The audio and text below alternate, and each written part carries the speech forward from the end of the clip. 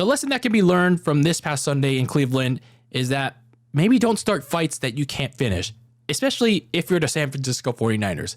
For the 49ers, they decided after coming off a big blowout win over the Dallas Cowboys in the bright lights of Sunday night, I guess they got into a big fight pre-game against the Cleveland Browns, their Week 6 opponent. And apparently from what we saw in the video, the pre-game clip that was shown on the broadcast and on Twitter, whatnot, they were the ones that started it from what I saw, at least what I saw. And it was Deebo Samuel that was the one that instigated it. I'm like, okay, let's see where this goes, where this turns out, if this leads to something either good or bad. But anyway, I guess the one thing that we can learn is that you better finish the story, ladies and gentlemen.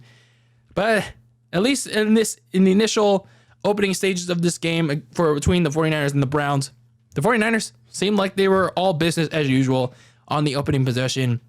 Christian McCaffrey, the Dr. CMC, ran over the Browns running defense, and with some help from some Skidmark yellow bags from ref ball, they neutralized Myles Garrett in the Browns defensive front, that tough defensive front, and Brock Purdy evaded them for a shovel pass to Christian McCaffrey and took an early 7-0 advantage on that. And then on the opposite end, the 49ers defense, they let PJ Walker and his offense have their fun on the opening drive of their own. But Fred Warner said, okay, enough fun is enough fun. He read PJ Walker's eyes and got a midfield interception. And it seemed like the Niners were going to take a very early big lead. But nothing came out of it. The Browns defense adjusted to Purdy. They got some good pressure on his face. And not even a Jake Moody field goal came out of that. No 10-0 advantage on them because Moody missed his first kick. He missed it pretty wide. So, and also, prior to that, Kyle Shanahan was kind of calling some weird-ass plays on his end, like a couple of screen passes on that drive, and also trying to run down the middle on some very long yardage. Why? What are we doing here? So, the Browns get good field position because of the missed field goal, and then they get even more good field position because of a good end-around play from Amari Cooper, and fortunately, the 49ers saved a couple of potential touchdowns here. Talanoa Hufanga saved a touchdown from Amari Cooper, who nearly broke out to the end zone. And then the Browns' offensive line were arrested for committing holding, which negated a David Njoku touchdown. And then the defense was extra thankful that Dustin Hopkins' field goal attempt was blown away by a large invisible ghost fan at the last moment. So it remained 7-0. Okay, not the most ideal, probably the most rough start Kyle Shanahan and his Niners had all season so far. But the play calling had to be better. And the coaching decision by Shanahan, it was very spotty so far, especially on the challenge by trying to challenge Amari Cooper's catch and fumble being one of them. I'm like, okay, that's something he probably was going to win anyway. But, oh boy, who knew things would kind of slowly start to fall downhill from here? I mean, I was still kind of trying to stay a little positive, but boy, did this game really stress me out. Because Trent Williams, the left tackle, got his right ankle rolled up on the next series. Fortunately, he was able to walk off the field, re-enter the game in the second quarter. But then, at the same time, when that was happening, you had Deebo Samuel being looked at in the medical tent with a shoulder injury that Aaron Andrews was talking about. And then he was eventually ruled out after he went to the locker room. And then during the second half, he was back in street clothes. I'm like, I don't even know where he suffered it, where he had it, but that's besides the point.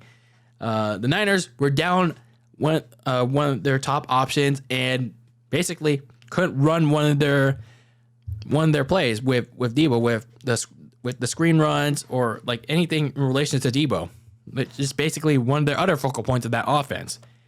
So you get to the second quarter and the Niners try to do something.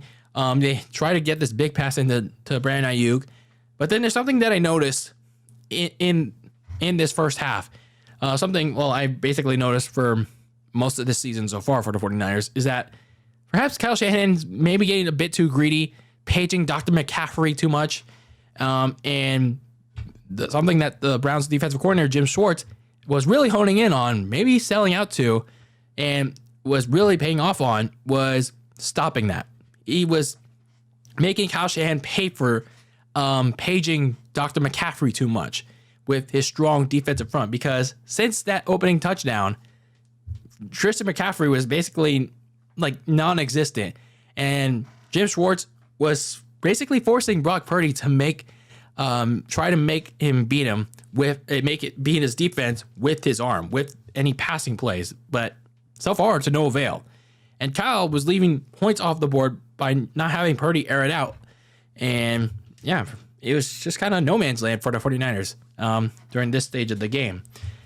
So then you have for the Browns, on the other hand, they get some big plays in. One point, for example, you have Diamondre Lenore falling on his butt, and then Amari Cooper gets open for a big play catch. And then the 49ers defense get faked on the quarterback sneak when PJ Walker wasn't even in there. I think it was their tight end. And then that allowed Kareem Hunt to run in the end zone untouched. And then all of a sudden, with over 3 minutes left to go in this game, it's a 10-7 ball game. Well, at least at halftime, before halftime, by the way. And then the 49ers, they try to get a score in. They try to at least make it a manageable lead. But then, unfortunately, things really started to fall apart for their offense, because the offensive line couldn't protect Purdy. Purdy, even with time to throw, he was off target to guys like Ayuk or Kittle. The Browns were still stopping the run, and the rain was coming down hard. But the rain shouldn't have been an excuse, because PJ Walker was doing okay. And Purdy nearly caused a fumble to turnover because the ball was wet. So, yeah, it was a very sloppy first half for the 49ers. But, I mean, this first half overall was pretty weird, to say the least, because the Browns defense, they were playing the 49ers really tough, but they also had their own self-inflicted penalties. But at least for them, they were really making the Niners' life kind of hellish. But on the opposite end, the Browns offense, other than a couple of big plays, they were a very mixed bag. But they managed to escape some of their misfortunes, including a beanbag toss throw by PJ Walker at the end of the first half that could have been a fumble, or should have been a fumble. Meanwhile, for the 49ers, they were not doing themselves any favors trying to overcome a game Browns defense and not capitalizing on their mistakes on offense. And it was clearly the most rattled Brock Purdy had been all season. And with Christian McCaffrey being neutralized, I'm not sure why they were trying to air it out a bit more. Not even like a couple of screen passes, which were working for the 49ers early in the game. I don't know why they abandoned it so much. So on top of all that, you have all the penalties and weird officiating on both sides, which was kind of leaning heavily toward the 49ers. It was all over the place. The 49ers were, I hate to say it, we're playing like the Skidmarks. They're playing that poor. They're playing that undisciplined. They're lacking the discipline, pal. And it didn't get any better in the third quarter, because I guess there were no adjustments made at halftime, because Traverse Ward allowed a contested catch to Amari Cooper. Very, very good catch, by the way. They held it to a field goal, but now it was tied 10-all. An even bigger problem on the other end is that Kyle Shanahan was like, fuck it, we're going to keep running it down the middle. And it's still not working. And then even worse, Brock Purdy got intercepted. His first interception of the season. And even worse, Christian McCaffrey was also seen on the sideline. He's beat up. He had a back injury, or an oblique injury to be specific. And then he was eventually ruled out of the game after trying to come back in. So, yeah, your offense was kind of fucked from there. But at least for your defense, they were trying to keep them in it. Nice to see Randy Gregory get his first sack as a 49er. But at this point, I wanted to see their offense do something, because by the midway through the third quarter, the Browns were leading 13-10. Their defense was making the 49ers' life a living hell, and it was just the Niners' offense just couldn't get anything going. Then you get to the fourth quarter, and still nothing is happening for this group. The offense continued to fold under the weight of the Browns' defensive front. No answers for Myles Garrett. No answers for the defensive tackle Dalvin Tomlinson. who was just having his way against the Niners offensive line, notably Spencer Burford. And Purdy was just throwing behind and over guys like Ayuk or anybody, to be honest with you. Like, what was going on with George Kittle in this game? Like, where was he? Where was he in this game? So there was some life in this team. There was some life in this Niners team, because even though I'm still kind of against his guts, Diamoje Lenore got a big interception on PJ Walker, and then that set up a walk-in touchdown for Jordan Mason. Okay, the Niners give the lead back, 17-13. So maybe you could find one possible way to win this game. You just had to play defense, but unfortunately, the defense wasn't there because PJ Walker once again pushed the field. But at least Nick Bosa made a crucial sack to hold them to a field goal. All right, it's 17-16 now. But now the offense better find a way to burn some clock, because it was only 17-16. It's a 1-point game, especially with all the trouble that they've had against the Browns defense. But nope, they couldn't do that, and they had to give the ball back to the Browns. And then before the 2-minute warning, when the Browns got the ball back, ref ball reigned supreme as they handed the Browns 2 free gifts from a Deshaun Gibson personal foul, even though it hit him in the head and neck area on a defender, and then a holding call that wasn't holding on Charvarius Ward. Like, wow. The officiating, yeah, it was bad in the first half, but it just went in the second half. But, you know, ref ball shouldn't have been, ref ball was really atrocious in the second half, but everything preceding that, well, that was basically a lot of fault on the 49ers. But either way, the 49ers were now facing a 17-19 hole after just holding the Browns to a field goal. But now you had to go win this game with, I think it was like over a minute and a half left. You had basically 2 timeouts left. Purdy finally had his first real good series since the opening drive, but basically all for naught. Because I don't understand why they did it so far away. It was still kind of far away. Jake Moody pushed the field goal to the right. He missed a potential winning field goal when, in my opinion, they should have done this. They had, I think, over 40 seconds left. They called their first timeout, and then they should have got another play in. They should have got a couple more plays in. Do another running play with Jordan Mason, call your second timeout, and then get another running play in, and then rush, and then spike the ball. That make the field goal more manageable for Jake Moody. I don't know if he would have made it or not, but still, make it more makeable for your kicker. But I don't know what they're doing. I don't know what they were doing. Like, stat padding for their kicker? I don't know, man. Either way, this looked like a game that the 49ers didn't deserve to win. They looked completely unprepared against Cleveland's defense. They got all tough and muscly before pregame, and clearly it backfired. I guess that's, well, at least 2 things I have seen in my casual lifetime as a football fan that you should not do before the game. Get in the face of people, try to fight them before the game, and, well, the other major one is dancing on the team's midfield logo. Well, the Niners clearly did one of those things, and they could not back that shit up. So there's 2 things that I learned from this game from the Cleveland Browns. From this game against the Cleveland Browns, at least. Their defense, credit to them, they really played their ass off against the 49ers, but maybe it might have just been them playing like super extra hard in the face of, PJ Walker. But for the 49ers, if this game taught them anything, their offensive line is going to be a major issue against stronger defensive fronts. Maybe against Cincinnati's or Philadelphia, maybe Philadelphia especially. But man, I get it. We all knew they'd be facing a much tougher test than Dallas is. But hell, man, this was really bad. This was a really bad performance. Look, like they battled. They were a force against Dallas's vaunted defensive front, but they stood no chance. They literally did nothing. against the Browns. They looked like the skid marks, and it really threw Purdy off this game. Now, in fairness to Purdy, he made some pretty poor decisions of his own. Like, he was not reading the field correctly.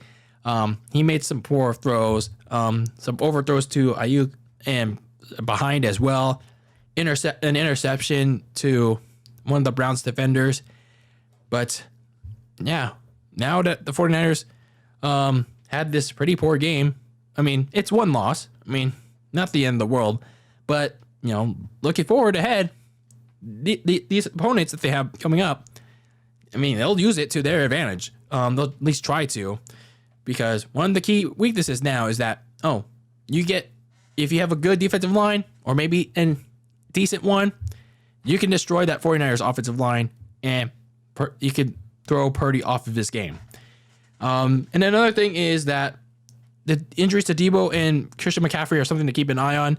Early reports are saying with Debo Samuel, is that the shoulder injury is not serious, which is good news. So he might be available to play next week.